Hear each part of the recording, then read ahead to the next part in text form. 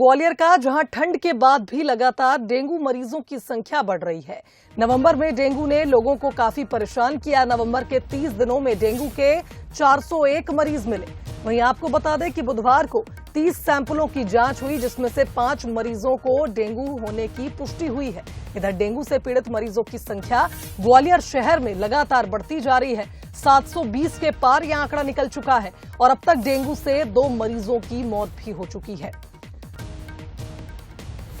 तो बता दें कि देखिए, लगातार ग्वालियर शहर में फॉगिंग की व्यवस्था की जा रही है। नगर निगम अलग अलग जगहों पर जाकर सर्वे कर रहा है और उसके बावजूद लगातार डेंगू के मरीज शहर में बढ़ते ही जा रहे हैं। अधिक जानकारी ले लेते हैं, संवाददाता उमेश हमारे साथ लाइव जुड़ गए, उनका रुख कर लेते हैं।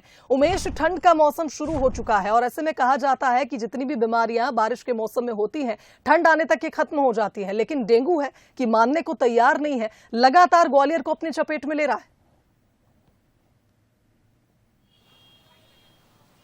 जी बिल्कुल, देखिए सांगिब, मैं आपको बता दूं कि जो डेंगू है, डेंगू का कहर ग्वालियर शहर में लगातार बढ़ता जा रहा है। और अगर नवंबर माह की बात की जाए तो 30 दिनों में 401 मरीज सामने आए थे डेंगू से पीड़ित। और जब भी सैंपलिंग की कार्रवाई होती है तो लगातार जो डेंगू के मरीज हैं वो सामने आ रहे हैं। अगर पूरे ग्वालियर की बात की जाए तो 720 अभी तक डेंगू के मरीज आ चुके हैं। हालांकि स्वास्थ्य विभाग लगातार दावे करता है कि जिस तरह से डेंगू का प्रकोप बढ़ता है, उसी तरह से जो स्वास्थ्य विभाग है अलग अलग अभियान चलाकर लोगों को डेंगू के प्रति जागरूक करता है और डेंगू से बचाव के उपाय भी बताता है। लेकिन स्वास्थ्य विभाग की कहीं ना कहीं पोल खुलती नजर आ रही है और लगातार जो डेंगू का कहर है वो ग्वालियर शहर में बढ़ता जा रहा है। हालांकि जो नगर निगम के द्वारा जगह जगह फॉगिंग की जा रही है, लेकिन बावजूद उसके भी जो डेंगू का कहर है वो रुकने का नाम नहीं ले रहा है। अगर व्यवस्थाओं की बात की जाए तो अस्पताल में इस समय डेंगू के जो मरीज हैं वो जमीन पर लेटने को मजबूर हैं, क्योंकि जो डेंगू की संख्या है मरीजों की वो लगातार ग्वालियर शहर में बढ़ती जा रही है। और अगर बीते साल की बात की जाए तो 2774 मरीज